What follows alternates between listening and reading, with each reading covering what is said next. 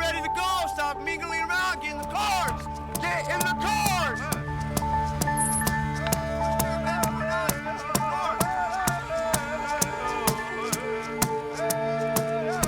Let's go. Let's do this. Relay the message. There's a whole conversation across the West about public lands. Who owns, who controls public lands? All cars, put the hazards on! The tribes have always been at the front of the line saying, well, they are our lands. No doubt. Water is life. Water gives life to anything that has a spirit, something that flies, something that walks. Every 60 to 70 years, there's a paradigm shift in America on how we look at public lands. It's time for another paradigm shift.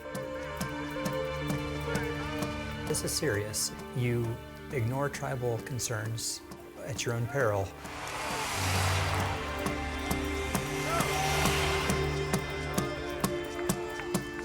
A lot of it is control your destiny.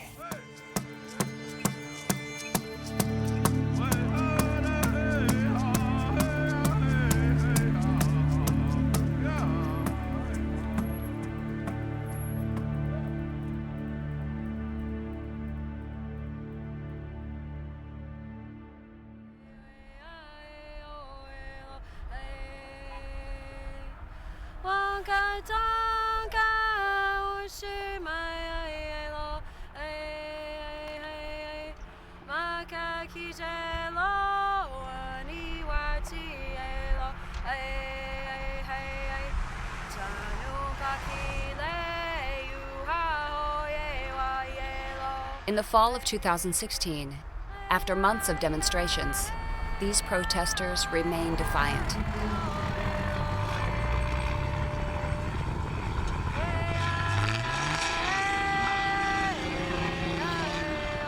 They've come from all corners of the country and the world to fight the Dakota Access Pipeline.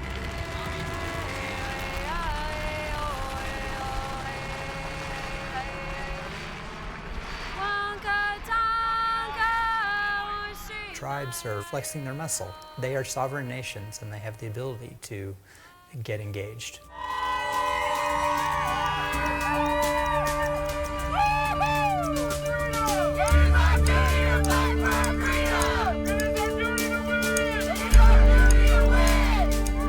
Beyond Standing Rock, tribes across the country are fighting for land and resources. The Southern Ute in Colorado, a coalition of tribes in Utah,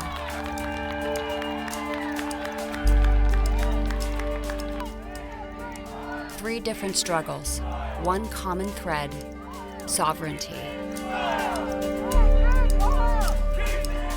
We are crisis-oriented people, and we're at our best when people want to take us on. They have to answer to us.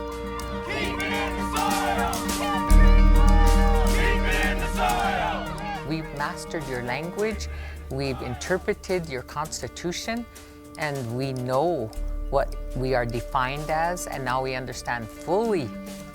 I speak beautiful English. It's my weapon.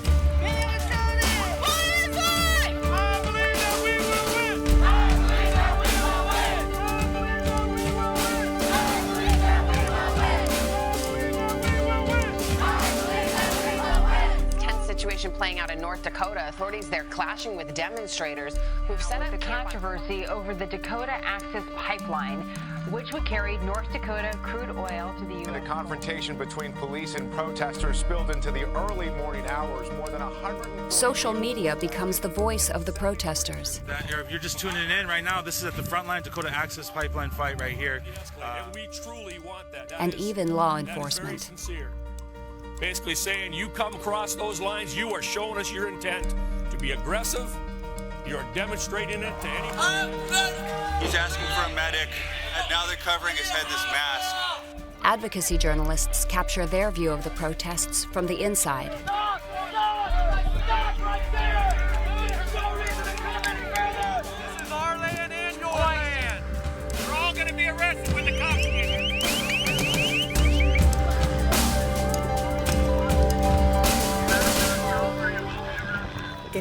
time you're shooting rubber bullets at citizens. It's a problem. Something went wrong if that's the point you've gotten to. Whoa! Hey, mister, are you all right? What I'm afraid is happening as a result of this is that you can take a process that is outside the law and try to shut it down. We are all unarmed! I just don't think that's a very constructive way to operate. You're not protecting the country, you're protecting corporations! Hey, they're getting maced over here! Folks who are opposed to pipeline development will have to change the laws, make pipelines illegal.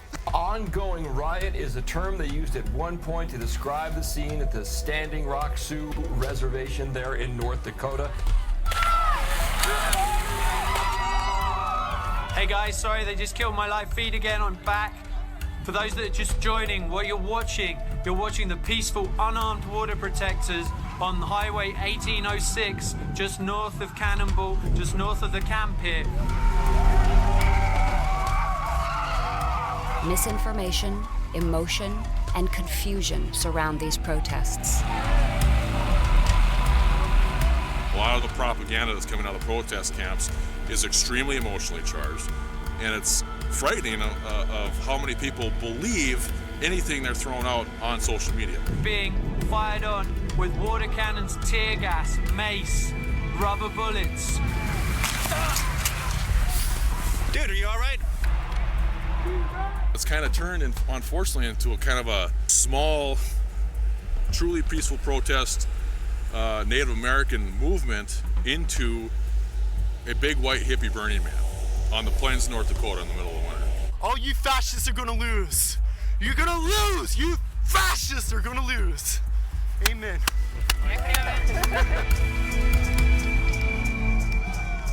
My view is that there is a way for us to accommodate sacred lands of Native Americans. Yelling at the men in hard hats. One man in hard hat threw one of the protesters down.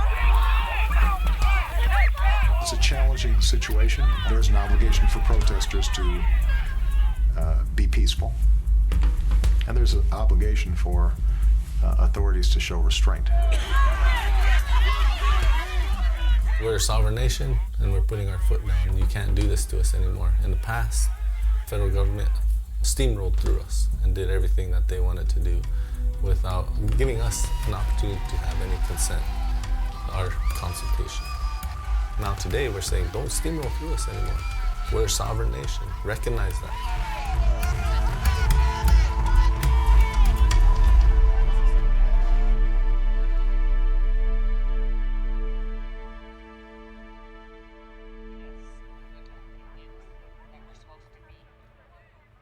Tribal nations have aspects of sovereignty, retained inherent sovereign powers that they never gave up and that were recognized by the United States.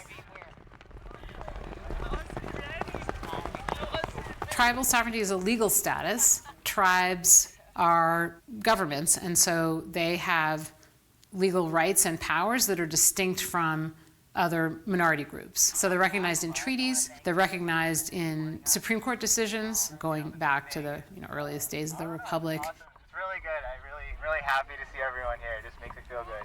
Yeah, I love all you guys for being here. You guys are now my family, so I love you guys. Thank you.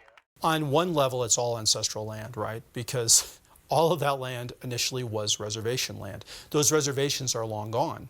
But Congress initially recognized the Great Sioux Reservation, and they had a lot of the land, even to the other side of the river, recognized, of course, at one time as reservation land. When you go back far enough in history, at one point it's going to be ancestral land. It's just a fact. It's a historical fact. It is what it is.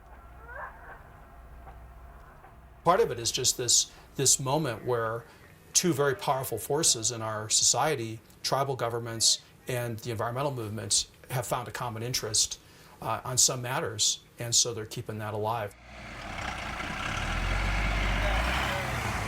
Because environmental groups and others, including many tribes, succeeded in opposing Keystone. Probably pipelines are on people's minds. So all this, I think, came to a head here at Standing Rock.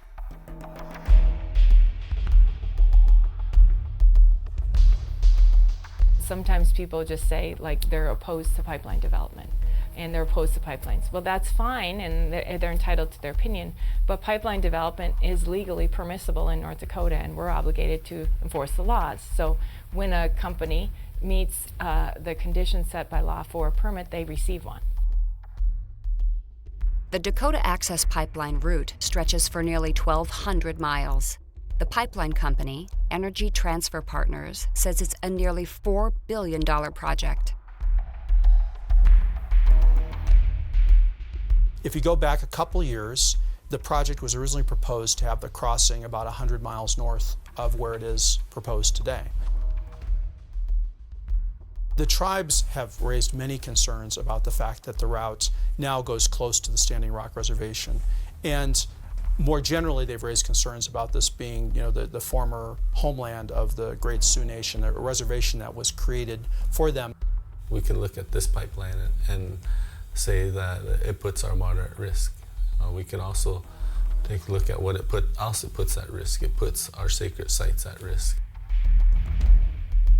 Pipelines are the safest, most efficient, most environmentally sound way to transport crude oil. Truck traffic and train traffic is not just my opinion, it's proven. It is more dangerous. There's more incidents of spills.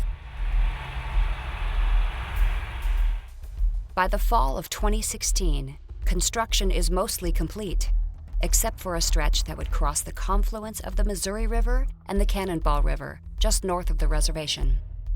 It's not if it will break, it's a matter of when it will break and where it's going to break. And if it breaks under this river, it puts us at risk. I would counter that the pipeline safety record in this country for crude oil pipelines is incredibly strong.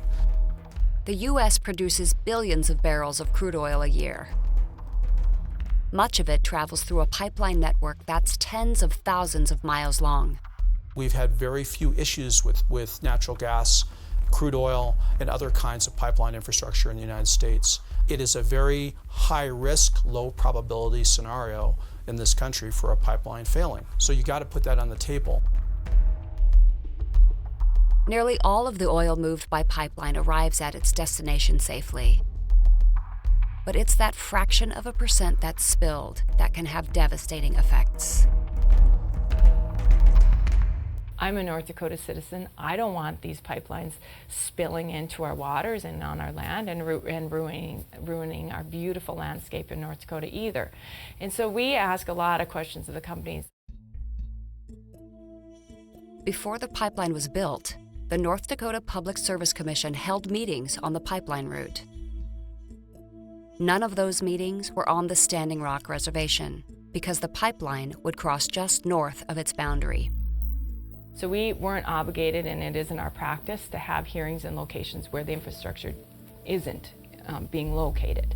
But we had one 40 minutes from Standing Rock, so it certainly provided good access for the tribe should they have wanted to come and express their concerns. The state says it never heard from the Standing Rock Sioux.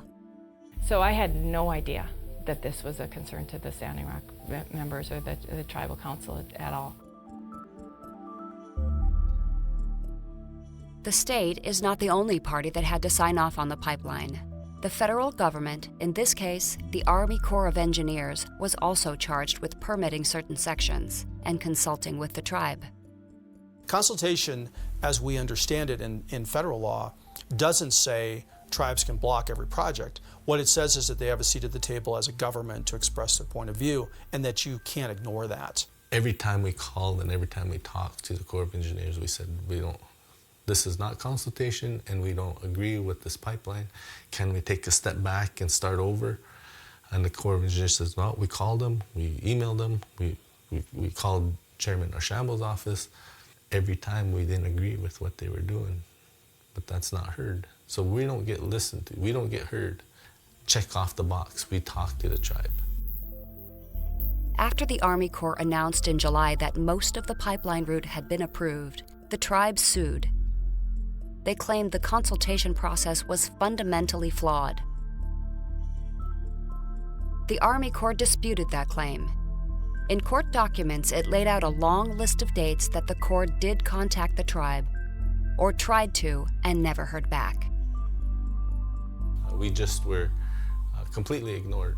It's not in our best interest to approve of something that we always disagreed with. The tribe also claimed that impacts on historic properties were not properly considered. Federal law requires it, regardless of the location of the property, even if it falls outside of reservation boundaries.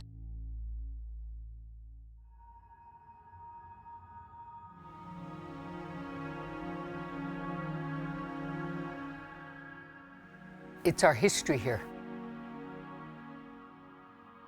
Cannonball was a historic site. We were the first landowners. And those lands were illegally taken from us. If our rights were recognized, it would still be a treaty land. This area was once home to the Great Sioux Nation. Over time, it was seized by the U.S. government. Yet many of these areas still have cultural and spiritual significance for the tribe.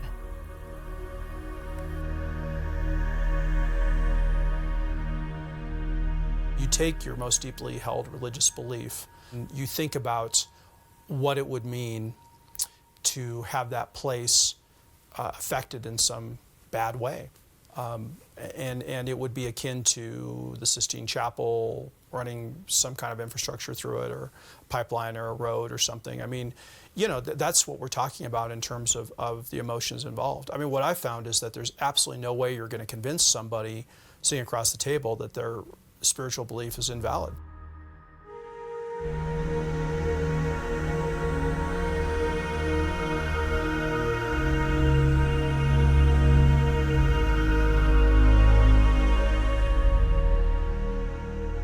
Our tribal sovereignty has to come in play and say, we can protect our own water, we can protect our own lands if your laws continue to fail us. I don't think the laws work particularly well for tribes, and I don't think they work very well for project proponents.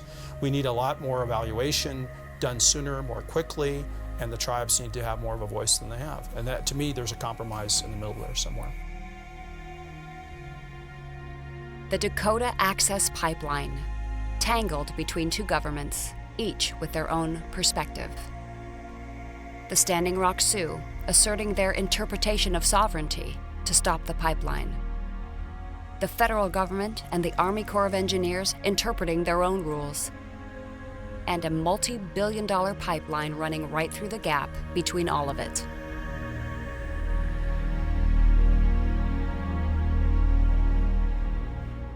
In September 2016, the court ruled on the tribe's call to halt construction. The Standing Rock Sioux lost. But the Obama administration stepped in and put the project on hold. Some called the move political. I think it's unprecedented in terms of energy development in this country that you'd actually have the government's lawyers join in a statement after they lost in court the same day that they go out and say, by the way, we're pausing this project. They didn't convince the judge, so they did something else. 3 months have passed, and a frigid winter now blankets the camp. In President Obama's last few weeks in office, a significant development. The Corps of Engineers is going to deny the easement. The final permit needed to build under the river blocked indefinitely.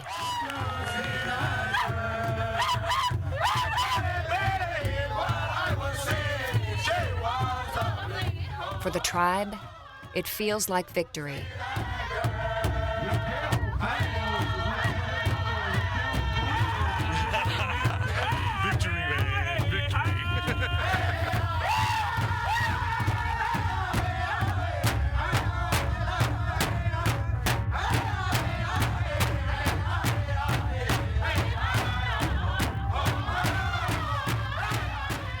Our lands were illegally taken from us. They've been developing what they call resources. They've been exploiting our land off the backs of our people. So stop doing that. We got to step in the right direction, ladies and gentlemen. We put a chink in their armor. And that feeling of loss and the feeling that the land belongs to them is still very keen. It's, in many real respects, their land.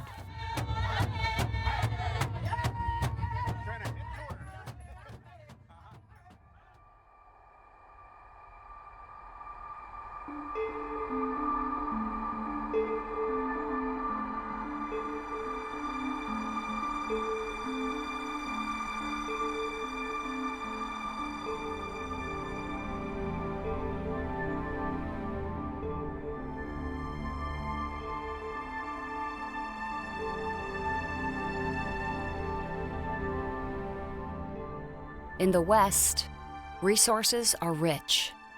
Borders between public, private, and tribal lands are often invisible and have been drawn over time.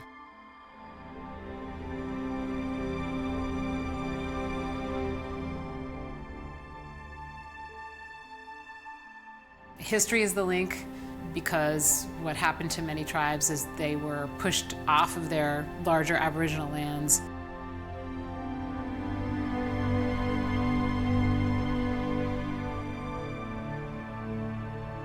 Nearly 170 years ago, these plains were home to the Great Sioux Nation.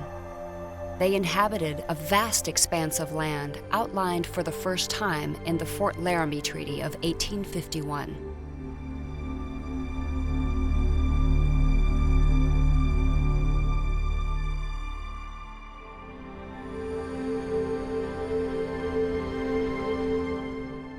The tribes were nomadic. They hunted bison and fished.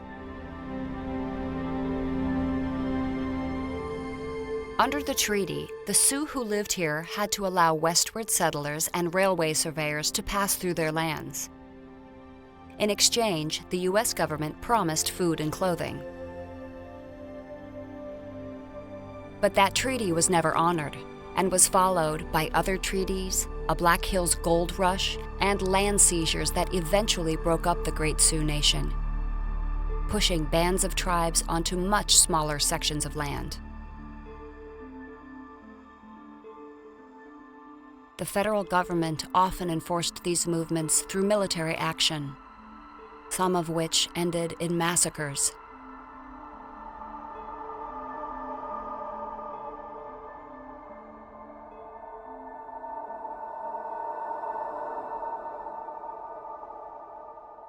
They were deprived not only of their land, but their culture and religion, quite deliberately by the federal government. When a state came into existence historically, it was always at the expense of a tribe. When you think about it, that's our U.S. history. And that's part of why, from the very earliest U.S. Supreme Court decision in 1831, the Supreme Court described the states as the natural enemies of the tribes.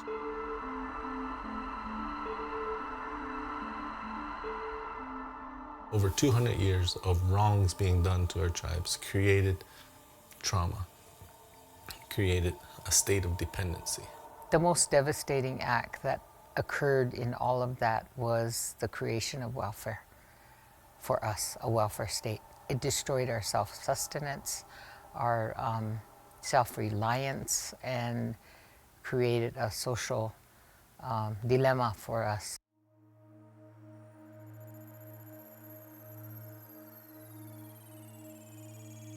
Here in this state, there is being built the largest dam of its kind in the world. It is a source of pleasure to me, as president, therefore, to come here on this occasion. Throughout the 1940s, 50s, and 60s, the Army Corps of Engineers created dams up and down the Missouri River as part of a large flood control and hydroelectric project. And this Missouri River Basin Power System bring to our attention the remarkable progress which we've made in one generation in this country.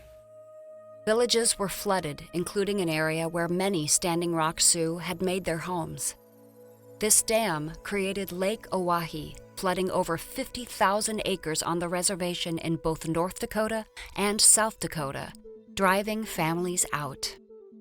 In lighting the West, in bringing the benefits of science and technology to the people who live in this part of the United States. to lose your home in the national interest. I know homelessness and I know hunger in the national interest. We were left out in the open prairie on our own when the floods came, and America didn't give a damn about us. The Army Corps, when it took the land to develop the lake, took extra land all around the lake, basically that it needed because it didn't know where the high water mark of the lake was going to be. That land was never returned. Fast forward to 1970. President Nixon announced a new direction for Indian policy. He called it the era of self-determination. There's a very strong correlation between tribal self-governance and tribal economic development.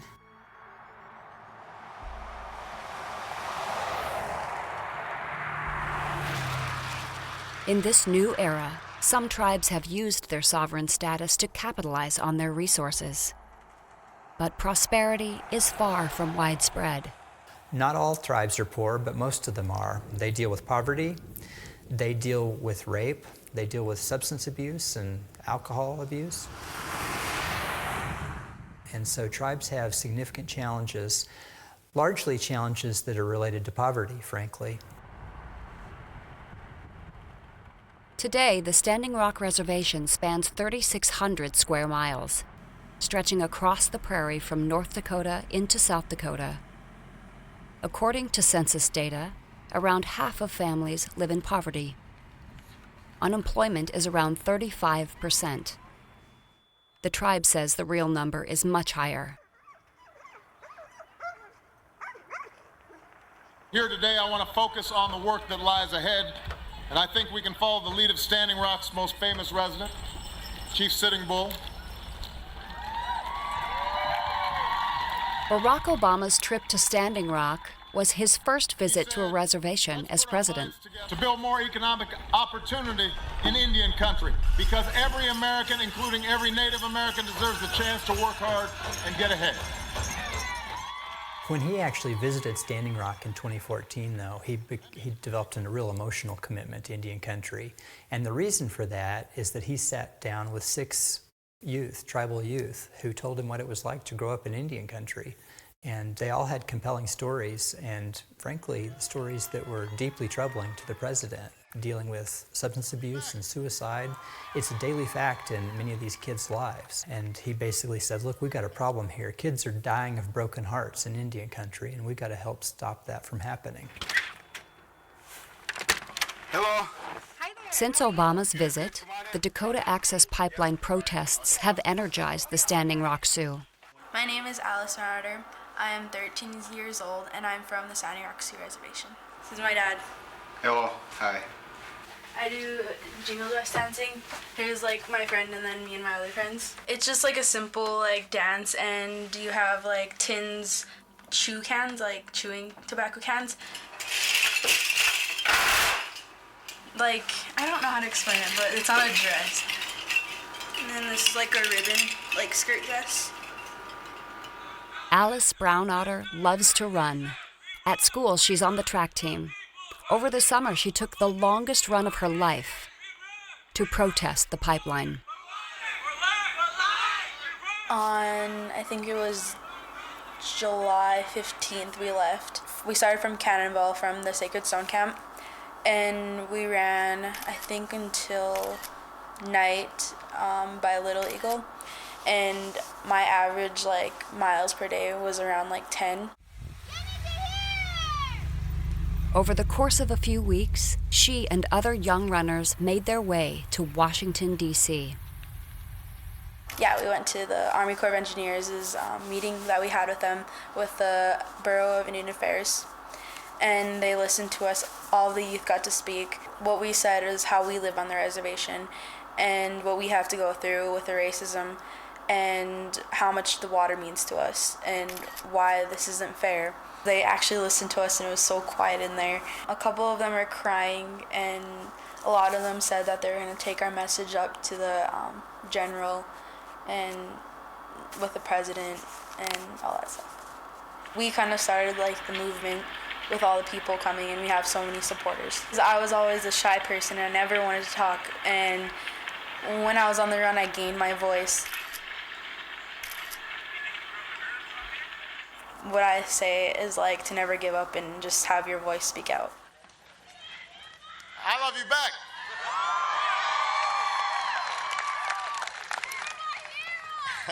There's no denying that for some Americans, the deck's been stacked against them, sometimes for generations. And that's been the case for many Native Americans. But if we're working together, we can make things better. We've got a long way to go. But if we do our part... The Obama administration was an advocate for tribes' rights. Obama started an annual Tribal Nations Conference. He signed executive orders, along with new regulations and guidelines, especially on consultation. President Obama has done some things that were very different. What President Obama did was to say, look, we want specific guidelines at the agency level. And literally now it's down in virtually every agency of the federal government. It was unprecedented to have so much guidance. It's a much more detailed and pervasive approach to consultation than we've ever seen. As a lawyer, you look at that and say, these are all potential causes of action or grounds for an aggrieved party to possibly challenge that legally.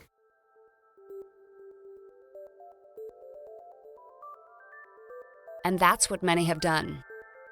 Tribes from the Yakama Nation in Washington state, to the Quitson tribe in Arizona, to the Miccosukee tribe in Florida have all taken the federal government to court over consultation in the past decade.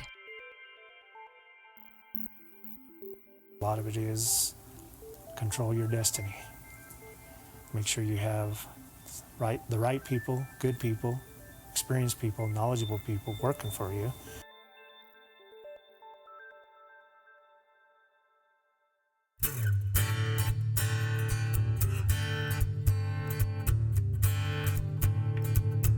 Federal land and tribal lands are not the same.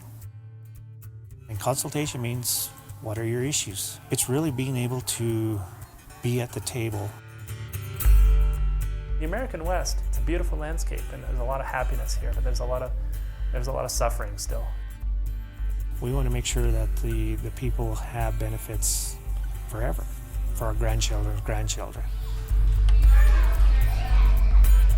The reservation itself has everything from almost alpine forest to desert country. It's high Colorado River Plateau country. You've got well pads and pipeline corridors and roads. The San Juan Basin, rich in fossil fuels.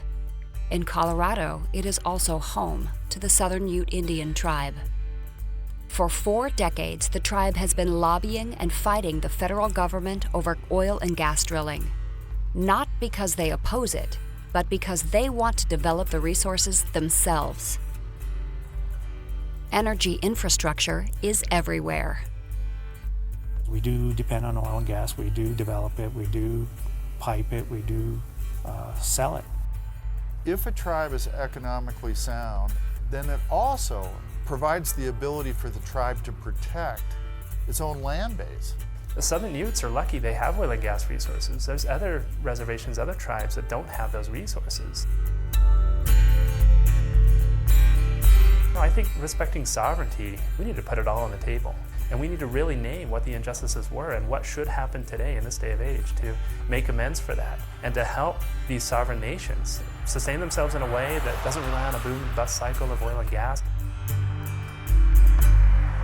The Southern Ute tribe operates nearly 700 wells on the reservation and has other investments spread across the country down to the Gulf of Mexico.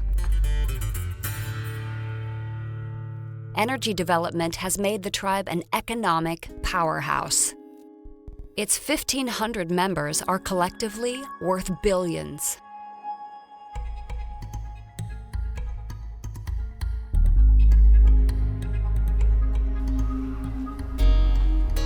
Right here, Montessori, which is the only Native American Montessori in the country that we're aware of. They're being taught Ute language through the Montessori. Machu, Tuarake. And we're coming on to the Southern Ute Community Center.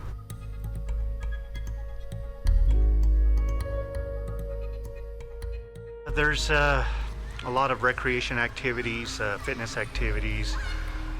We do have a swimming pool in there as well with a sauna.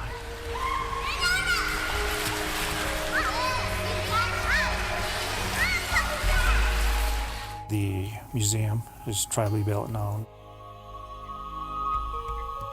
The facilities are all tribally owned.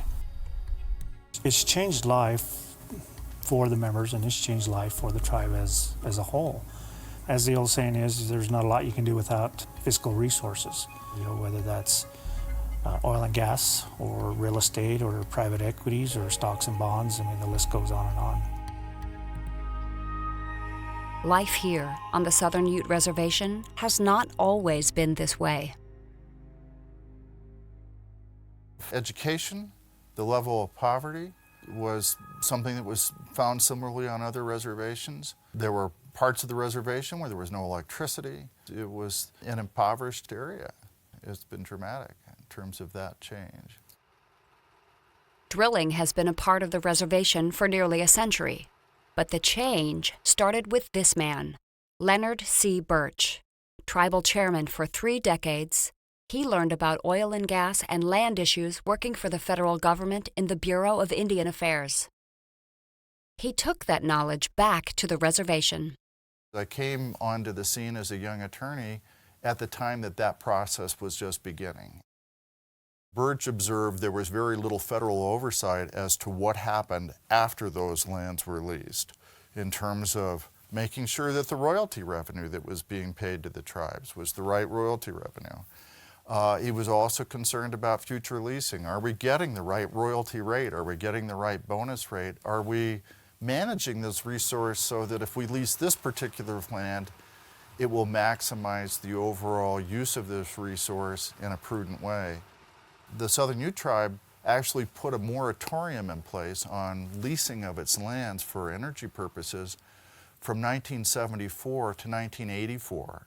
During that time, they created their own energy department.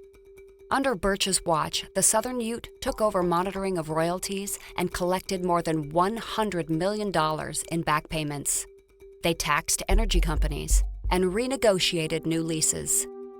Over the past decade, they've spent nearly $3 million lobbying Washington on issues including tribal sovereignty, oil and gas regulations, and energy leasing. Between 1980 and 2010, per capita income for tribal members on the Southern Ute Reservation more than doubled. It was blessed with these particular valuable molecules of energy. The tribe ended up buying the pipeline systems and pipeline company. They actually marketed the gas and treated the gas before it left the reservation. So it got another crack at that molecule financially in that regard. The tribe created its own oil and gas company, Red Willow Productions, tribally owned and exempt from federal and state income taxes. It's based on the treatment of, again, tribal lands being treated just like federal lands. And we said, no, those are 2 different things. We are not federal lands. We are Southern Ute Indian Trust lands. The tribe feels that it should have the ultimate control. It should have the ultimate say with respect to what happens to its lands. This fight for control continues today. Most recently over hydraulic fracturing and who regulates it on the Southern Ute Reservation. So the Southern Ute tribe sued the United States when the Department of the Interior developed hydraulic fracturing regulations. The department's view was that fracking needs to be regulated on public lands. And Southern Ute said, we want to regulate that ourselves. They reached a settlement that allows the tribe to regulate itself, cutting through red tape and streamlining development on tribal lands. That's what the Southern Ute have been working toward. We need to trust tribes to be able to steward their environment just as they have done for hundreds of years, and frankly long before the United States ever arrived on the scene. But for some environmental groups, sovereignty shouldn't mean that tribes should have total control. It's not as simple as just saying everything within this line is sovereign and everybody needs to leave it alone. Because what happens within those boundaries affect not only the people within those boundaries and the lands, but the people outside and the lands outside.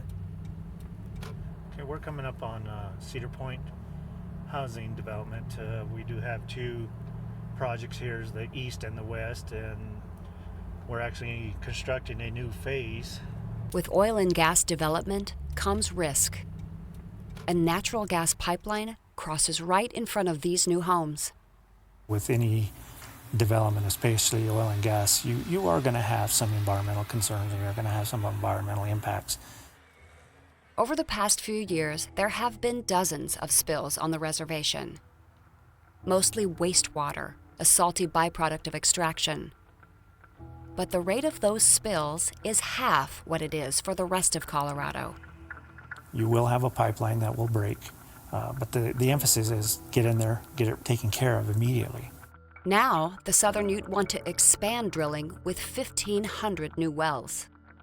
Environmental groups want to have a say. We want a full accounting what this is going to mean for the region's air, its water, its wildlife, its lands. Southern Ute Indian Tribe views itself as being an environmental steward. And certainly the tribe is aware of climate change and is aware of the kind of internal conflict between absolute protection of Mother Earth and at the same time taking advantage of the resources, the few resources that they've been blessed with.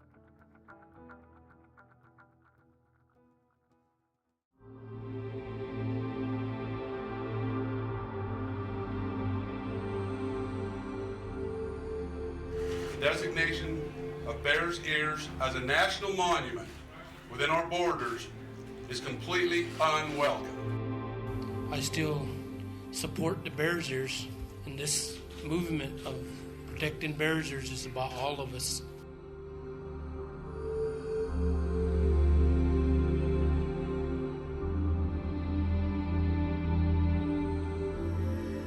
The executive office can use the power for politically motivated purposes. It is un-American.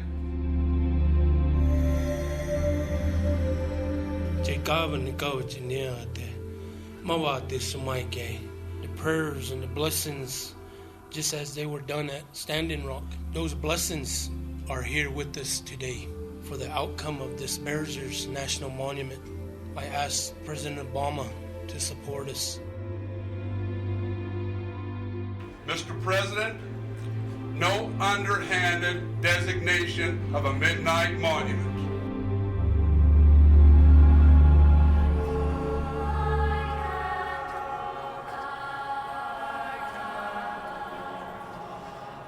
We're here to speak out against the proposed Bears Ears National Monument. I'm here with the majority who supports the Bears Ears Monument.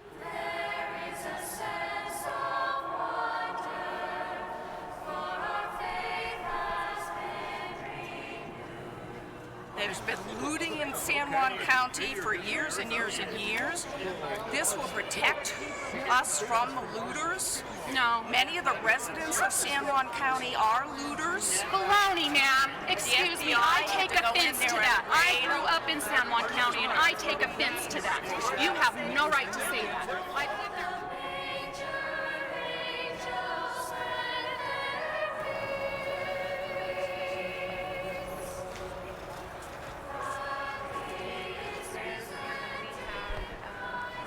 Native Americans are being misled. We're no longer going to have access to the land. If ever there was a use of the Antiquities Act, this has more antiquities per acre, Grand Gulch, and those areas than any other area. I'm not sure what he was talking about, the turkey, whatever, that have ruined 1.7 million acres on the Bears Ears. I don't get that. I don't get it either. And we don't even know our own area. We don't know our own area.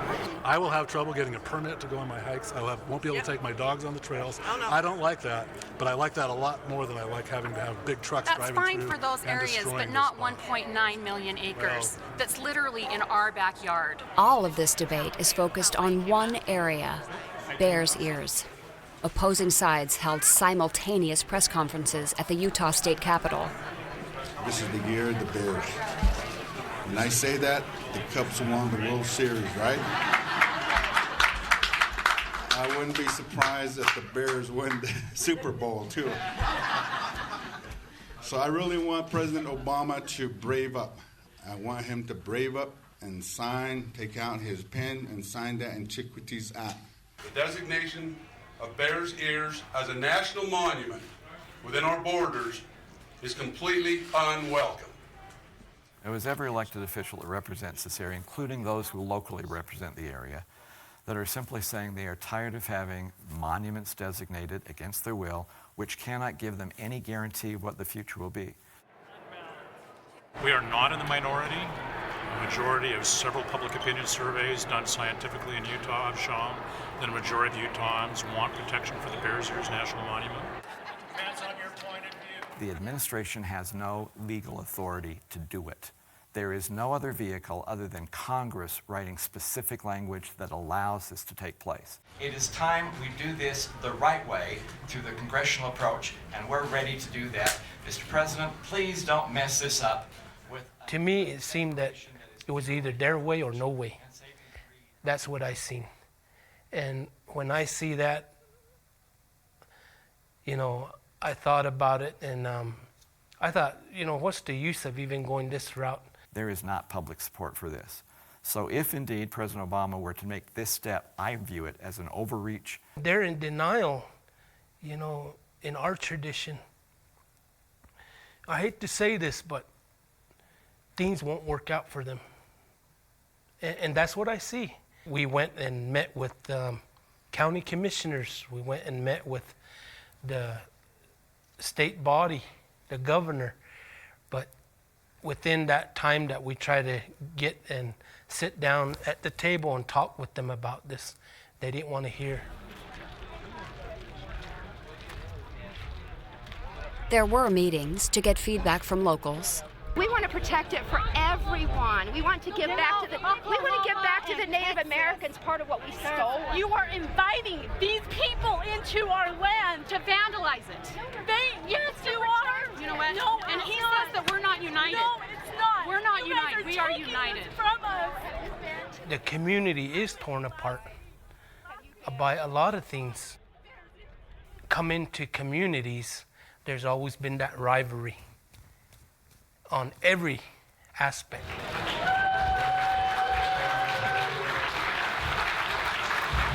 It is a pleasure to be here with you. This is an amazing place here in this corner of Utah and this part of the world. I look forward to listening. My colleagues look forward to listening. Opinions on who was here first and who gets to decide. They came here to settle this country. Nobody really had settled here before. The native people were here, and so were the cowboys from Texas.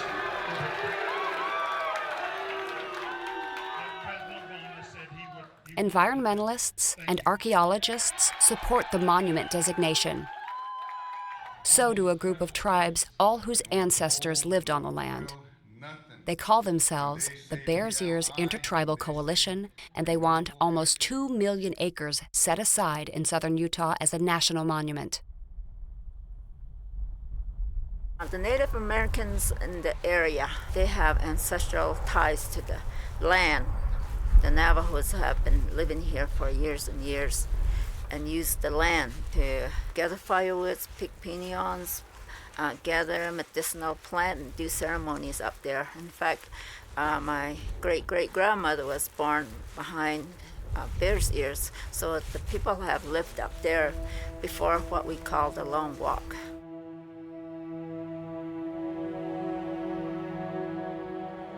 The Long Walk. In 1864, tensions escalated between the Navajo tribe and the U.S. Army. Thousands were rounded up and forced to march hundreds of miles east to a desolate reservation in New Mexico, where they were imprisoned. Many died from disease and hunger along the way.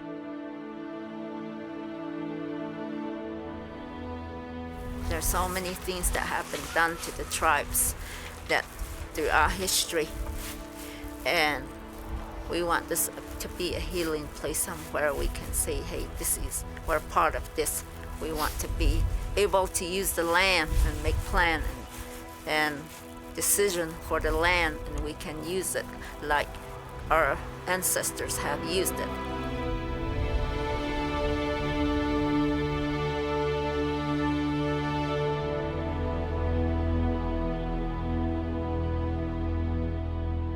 Now we just live in these poor parts of the lands that they were given to us. We're forced to live on.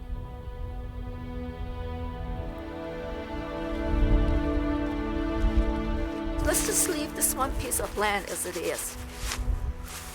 We don't ask any more than that. Let's just, for everybody, for all walks of life.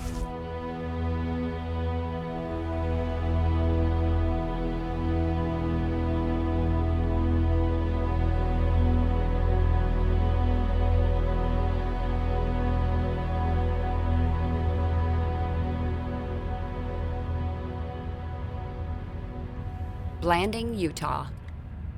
A small Mormon town where opposition to the monument is especially fierce. It stinks. I'm against it, yes. It's just more government control, more government oversight. I think there's going to be a lot of heartbreak because there's so much up in those mountains that will be lost and we'll never be able to get back. On both sides of this fight, it's personal. People here say they want to protect Bears Ears, but they strongly disagree on how to do that. What's wrong with the way things are now? The grazers, the cowboys manage their ranges well. They take care of things. They don't want anything bad to come with their range because it impacts them badly. So they're the users of the land and they're the best resource to take care of it. This will impact us in a terrible way. It probably would shut us down. It would shut us down. This illegal ATV ride was meant to send a message to the federal government, but now the feds have sent more than a message back. The illegal ATV ride happened as the public lands debate was really heating up, spilling over from Nevada to Utah. San Juan County Commissioner Phil Lyman is among the 5 defendants facing federal charges. He and other supporters share Cliven Bundy's view that the federal government has overstepped its reach on public lands. Land wars here are nothing new. Anti-government sentiment is strong. This is the heartland of the Sagebrush Rebellion, and Bears Ears is now the latest chapter. Is the government good stewards of anything they do? How can they possibly be good at managing all of this land for the locals and for the country as a whole when they can't even take care of what they have now? The land, for me, is a symbol of freedom. It's a symbol of independence. And you take that away, you take away property rights. It's a huge step to taking away people's freedom. Huge. I work here at the Blanding Branch Library in San Juan County. I'm the head librarian here. I'm a volunteer with our grassroots movement.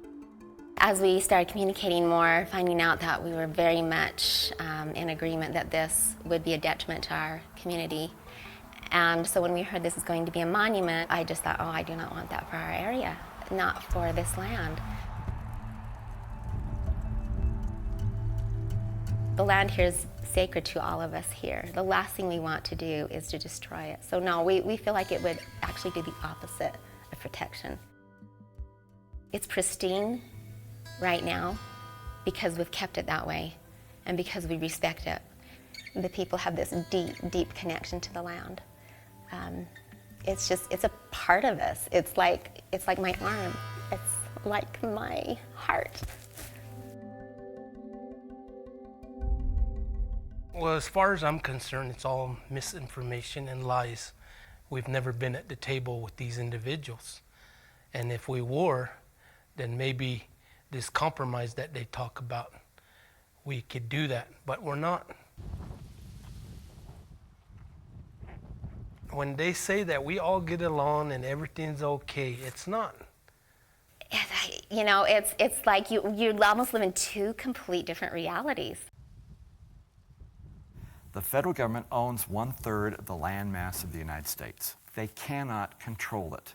They don't have the capacity to do it. Physically, it is too damn much land for them to actively manage and control. Congressman Rob Bishop has his own ideas about the Bears Ears area. We're trying to bring everything together. The goal is to end the litigation, end the bickering and the arguing over this stuff. Most of the lands will stay in federal control. There is some land that we will be giving over to the state where we think the state actually can do a better job. Many don't agree with Bishop's plan either, including the Bears Ears Intertribal Coalition. They went around their legislators straight to the president, using their sovereign status. We went up to D.C. and met with some of his staff and let them know this is what we wanted to do and this is what we had our plans to move in this direction with the designation of the monument. We're sovereign tribes. As a tribe, as a group, as a nation, we're sovereign. The coalition proposed the monument along with something unprecedented: collaborative management. The tribes themselves would have a hand in managing Bears Ears. This is going to be a unique one, a one of a kind, where we will be sitting at the table and we, as a team, collaborative management team, we will have that right. The Hopi, Navajo, Ute, Zuni, and Ute Mountain Ute tribes are all native to the Four Corners region. Their reservations cover parts of Colorado, New Mexico, Arizona, and Utah. But there are only a small population of Ute Mountain Ute and Navajo people living near Bears Ears. Congressman Bishop sees the coalition as an outside influence. The Bears Ears Coalition, this group, came up really late in the process and tried to interpose themselves as the person that wants to be involved in this. Many of them are simply fronts for environmental groups that are actually pushing a different agenda. What I want to do is the people who live in that area, they're the ones that have the management opportunities. They're the ones who live in it, they're the ones who will use it. They should have that. When they look at me and say that I'm not local, it's not because it was my choice. And this is something that I have said many times over. I did not designate the lines of any state, county, or reservation. Those were all lines prescribed to us. My family does come from Utah. We still have sweat lodges that are erect in those areas. We still have hogans. We still have all these dwellings that are still in that area. We even have bones that are still, remains that are still there. We have potteries. We have writings on wall. So you can't say, oh, you're not from there. We're nations within the nation. We should be treated with respect, communication, and commitment to that same level and degree. And we're not. These are our lands. These are our waters. You got to protect it. And that's what we did. We stand as Native Americans for the land and the water.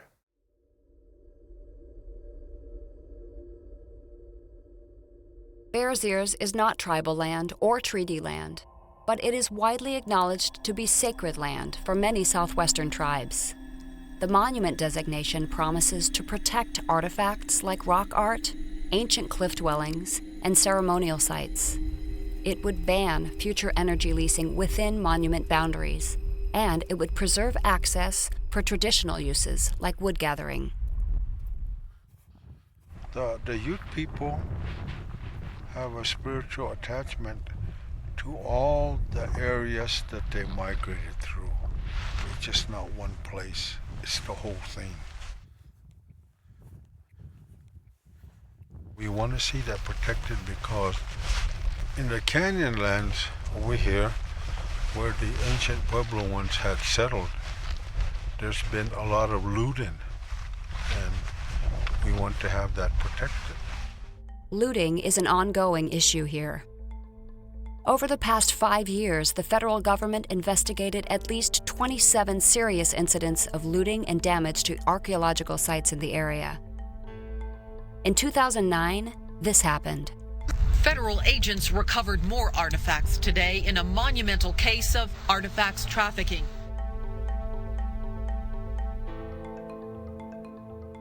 Federal agents descended on the Four Corners region and issued arrest warrants for 16 people in Blanding alone. This raid ended a 2-year sting associated with the thefts of hundreds of ancient Indian artifacts. This event completely rocked the sleepy town of Blanding and has escalated tensions over Indian artifacts. Our books and our information and everything we yet to learn is written on the canyon walls. When it gets vandalized, it's like ripping a page out of our history books. I can't go to Washington, D.C. and say I'm going to pull a volume of this century and I'm going to find all these solutions or experiences, because it's out on the land. Many of those who live closest to Bears Ears don't want the designation, including some Native Americans. Environmental groups, I'm here to tell you, stop romanticizing and stop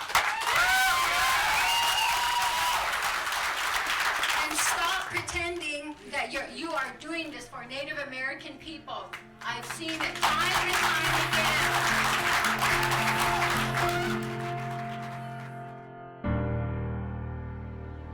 We're following developing news tonight and an uproar in Utah after President Obama today surprised our elected officials and declared a Bears Ears national monument. And local leaders chimed in unison, some saying Obama is behaving like a dictator. It's one of the biggest land grabs in the history of the United States, and it was done, this midnight monument, in the waning hours of the Obama administration. I just hope and pray that Donald Trump, the president-elect himself, on day one will take this thing down.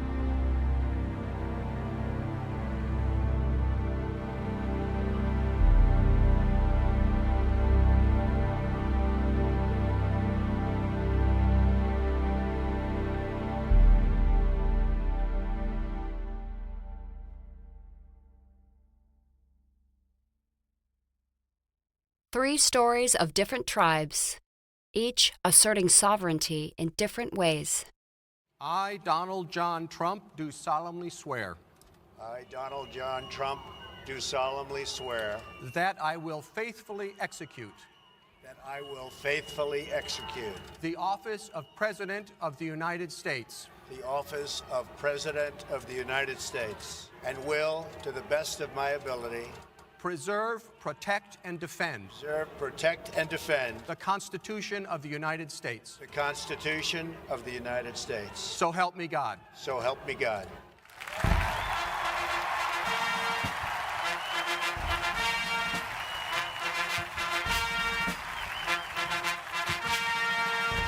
I'm an American Indian. I'm a Chickasaw from Oklahoma, and what I teach is Indian law. And it's a frustrating course to teach because it's the history of how the law has failed American Indian people. We had treaties which have the force of law, and they were broken. We have laws that weren't fully enforced.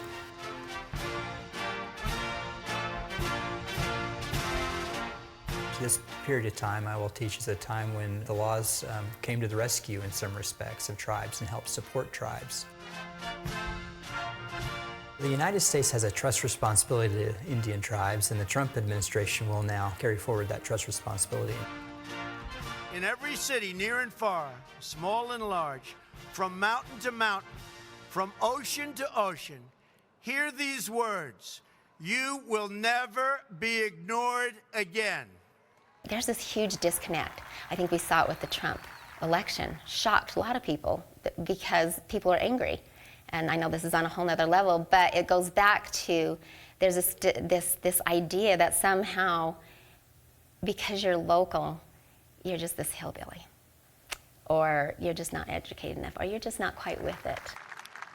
Today's ceremony, however, has very special meaning, because today we are not merely transferring power from one administration to another, or from one party to another, but we are transferring power from Washington, D.C., and giving it back to you, the people.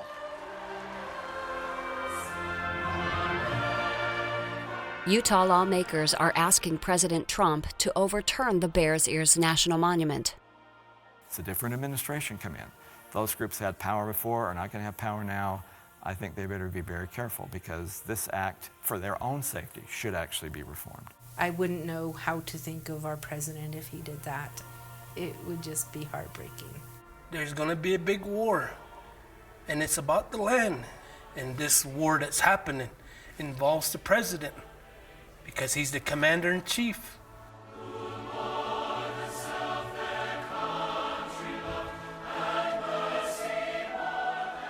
A bill now making its way through Congress would streamline energy development on tribal lands, a goal the Southern Ute tribe has been pursuing for decades. A welfare state where you're depending on the federal government, I mean, that was hundreds of years ago. And tribes have the ability today, I think, is just exercising that sovereignty of controlling their destiny. And some of it means you gotta take control.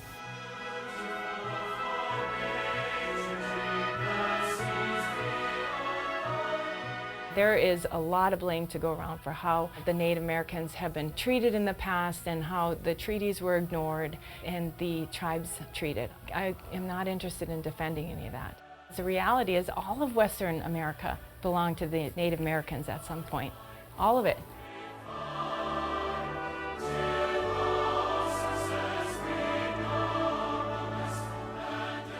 In his first week in office, President Trump signed an executive memo designed to push the Dakota Access Pipeline forward. We'll see if we can get that pipeline built. I'm actually very encouraged that we have what seems to be a national consensus that we need more infrastructure. I'm also encouraged by the fact that Indian tribes are often something that's swept under the rug in terms of national news. But one of the things that you see in Dakota Access is a lot of attention to the concerns that tribes have. And you don't ever get that on the evening news.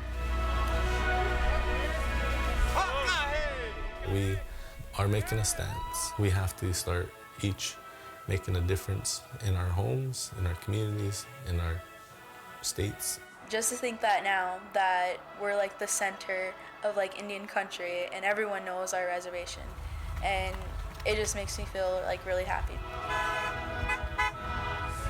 Trump is an excellent performer for the TV, good actor, businessman, but he doesn't know government. We will make America strong again. We will make America wealthy again. We will make America proud again. We will make America safe again. And yes, together, we will make America great again. Thank you, God bless you, and God bless America.